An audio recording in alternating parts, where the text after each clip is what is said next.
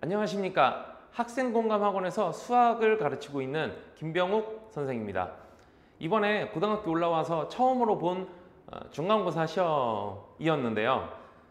중학교 때 보던 시험과는 많이 느낌이 좀 달랐을 것 같아서 영상을 좀 준비했습니다. 이번 시험을 어떻게 분석을 하냐에 따라서 기말고사 그리고 그 다음 해 수원 수투를 공부하면서도 여러 가지 도움을 좀 받을 수 있지 않을까 싶은 생각에서 준비를 하게 되었습니다.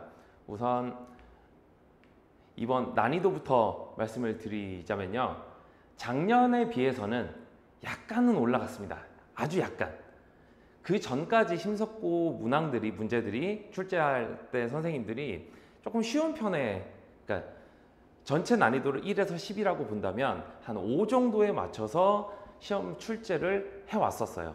그런데 전국적인 트렌드라고 볼 수도 있는데 코로나 제한이 풀리면서 다시 학생들이 여기저기서 이제 공부할 수 있는 요소들을 많이 얻어서 그런지 다른 지역도 마찬가지고요. 난이도가 전반적으로 조금 올라가는 경향이 있습니다. 그런데 이제 그러다 보니까 기출을 기준으로 생각하고 시험을 준비했던 학생들은 조금은 어렵다고 느끼지 않았을까 싶은 생각이고요. 특히 이제 3등급 정도 나오는 학생들, 그러니까 수학 공부를 뭐 이제 미친 듯이 한다 까지는 아니어도 어느 정도 내가 그래 나름대로 좀 열심히 하고 있었는데 이번에 시험지를 딱 받았더니 느끼는 그 정도의 난이도는 한 7 정도, 6에서 7 정도라고 볼 수 있을 것 같습니다. 몇 개 문항들을 좀 살펴볼 건데요.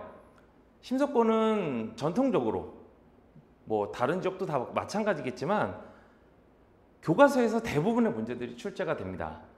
그 대부분의 문제들은 이렇게 문제들이 이제 한 70%가량 이 교과서에서 출제가 됐었는데 그 중에서 몇 개 조금 주의 깊게 봐야 되는 문제들을 좀 선별을 해봤는데요. 우선 준킬러 문항들, 그러니까 뭐 보면 도저히 모르겠다, 뭐 엄청난 아이디어를 요구한다 까지는 아니지만 몇 개 이제 한 3문제 정도는 출제자 학교 선생님께서 여러분들을 그래도 변별력을 어느 정도는 좀 주고 싶어서 출제를 한 문제들이 7번, 13번, 14번 문제였던 것 같아요. 그런데 하나 특징이 심석고는 서술형 문제가 없습니다. 그래서인지 수학 공부를 얼마나 했는지 선생님들 입장에서는 이걸 측정을 해야 되잖아요. 평가를 해야 되잖아요. 그래서 보기 문제들을 많이 출제를 했어요. 총 3문제가 나왔는데 그 중에 2문제가 13번, 14번 요렇게가 7번, 13번, 17번 이렇게 3문항이 준킬러 문제에도 포함이 되고 그다음에 보기 문제라서 사실은 소문항들이 3개씩 섞여 있었다라고 볼 수 있었겠죠. 뭐 그렇다고 뭐 아주 어려운 문제까지는 아니었습니다. 다만 조금 깊이 있게 공부를 했는지를 측정하고 싶어서 그렇게 출제를 했던 것 같고요. 이제 학생들이 가장 두려워하는 킬러 문항이었던 것들을 좀 살펴보겠습니다. 대부분의 수학 선생님들이 이 부분을 아마 다 예상을 합니다.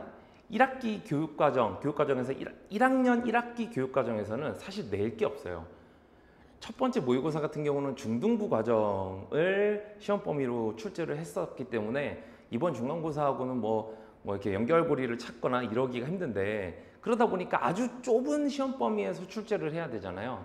그런데도 뭐 대부분이 뭐 100점이 나온다, 뭐 95점이 뭐 3등급이다 이럴 수는 없으니까 그 범위 안에서도 뭔가 하나를 찾고자 하는데 대부분의 수학 선생님들이 이 부분을 거기에서 찾게 됩니다. 지금 보시면 문제를 띄워놨는데요. 일단 차수가 4차가 나왔죠. 상대적으로 3차가 좀 많이 출제되고 4차는 많이 안 건드리는데 일단 거기서부터 학생들은 읽으면서 이거 어려운데 이거 공부했던 거랑 좀 다른데 이런 느낌이 좀 들었을 것 같고요. 그리고 박스 안에서 보면 뭐 가와 나 조건까지는 준비를 했던 문제들에서도 많이 봤을 겁니다. 그런데 갑자기 루트가 보이고 그 안에 문자가 들어간 이런 조건들이 출제가 되면 학생들은 일단 헉 하죠. 근데 시험 볼 때 심리적인 영향을 가장 많이 받는 과목이 수학인 거 아세요? 수학이야말로 다른 과목에 비해서 그 헉 시간이 왜 이렇게 빨리 가지? 라는 생각이 들면 머릿속이 하얘집니다. 이 문제가 그럴 수 있었던 문제로 보여집니다. 자, 요거는 제 개인적으로는 학생들한테 출제 가능하지 않았을까 싶어서 강조를 많이 했던 문제 중에 하나인데요. 요즘 트렌드가 함수에서 그래프 문제를 전체 비중으로 보면 함수 문제 100에서 한 60에서 70%가 그래프로 출제가 돼요. 근데 학생들은 되게 싫어하죠. 그래프 그려야 되고 주어진 그래프를 해석하고 뭐 교점 개수라든가 이런 걸로 새로운 함수를 만들어서 그 새로운 함수에서 뭔가 규칙성을 찾고 이런 것들이 학생들은 너무 싫어하는데 여기 안에 다 들어갔어요. 지금 2차 함수는 그래프 자체가 단순하죠. 이렇게 생겼잖아요. 그런데 거기에 절대값을 씌우는 순간 그래프가 많이 바뀝니다. 이거는 많이 그려본 친구들한테 압도적으로 유리했었을 문제예요. 그리고 거기다가 규칙성을 확인하라는 요즘 트렌드에 들어가는 모든 내용들이 지금 함수라면 요즘 자주 출제된다 싶은 것들을 다 압축적으로 넣어놨어요. 학생들이 보기에는 싫죠. 일단 그래프를 그려야 되니까 여러 가지로 좀 부담을 가질 수 있었던 문제라고 보입니다. 자, 세 번째, 최대최소 문제인데 2차 함수는 최대최소 문제가 그렇게 어렵지 않았을 거예요. 공부할 때는. 그런데 갑자기 루트, 아까도 등장했던 루트, 아마도 루트를 좀 좋아하는 선생님께서 출제를 하지 않았을까 싶은 생각이 들 정도로 루트가 씌워진 조건들이 많았는데 여기서는 지금 그거를 심지어 2개나 넣어놓고 최대값을 구하는 문제를 냈습니다.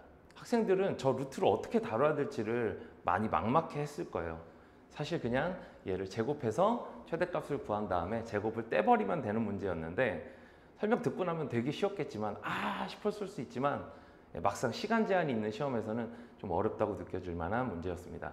킬러 문제가 3문제 정도 출제가 됐는데 그러다 보니까 이제 등급 컷을 아주 조심스럽게 예상을 해보자면 지금 말씀드린 킬러 문항들을 모두 틀렸을 때를 기준으로 또 예년에 비해서 이제 올해 예상 등급 컷을 한번 말씀을 드려본다면 85에서 90점 사이 정도는 나오지 않을까 싶은 생각이 좀 들고요.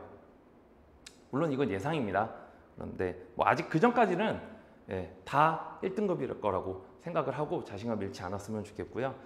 그렇다면 이제 기말고사를 준비해야 될 텐데 기말고사에 필요한 것들은 저는 일단 난이도가 그렇게 아주 어려운 시험은 아니었으니까 시험 전에 실전 연습을 얼마나 많이 할지가 좀 중요하다고 생각이 되어지고요. 그 다음에 왜냐면 실전 연습을 시간 재지 않고 그냥 문제만 많이 기출문제를 풀어보고 이런다고 해서 실전 감각이 좋아지진 않거든요. 시간 제한 안에서 문제를 뭘 먼저 풀고 이건 나중에 풀어야 될지 주어진 조건들이 나한테 얼마나 익숙한지를 시간 재고 다양하게 풀어본 연습 양이 좀 필요합니다. 그게 차야하지 않으면 아까 같은 당황스러운 조건들이 나왔을 때 대처가 좀 힘들어질 것 같고요. 그리고 학교 선생님께서 근본적인 수학 공부를 했는지를 측정한다라는 느낌을 시험지에서 받았어요. 이 말은 단순히 유형을 외울 정도로 문제를 그냥 단순하게 많이만 푸는 게 아니라 그러니까 교재를 공부하는 게 아니라 기출문제를 공부하는 게 아니라 수학 공부를 해야 된다는 느낌이 저는 아주 강하게 들었습니다. 그래서 그냥 답을 찾았다고 지나가는 게 아니라 또 틀렸으면 다시 풀어서 답을 찾고 이건 내가 풀었으니까 해서 넘어가는 것이 아니라 제대로 근본부터 개념을 이해하고 적용하고 실전에 써먹는 것까지 근본적인 수학 공부를 좀 했으면 좋겠다는 생각이 좀 들었습니다. 네, 시험 보느라 수고 많으셨고요. 다음번 기말고사 때 분석 영상에서도 다시 뵙겠습니다. 감사합니다.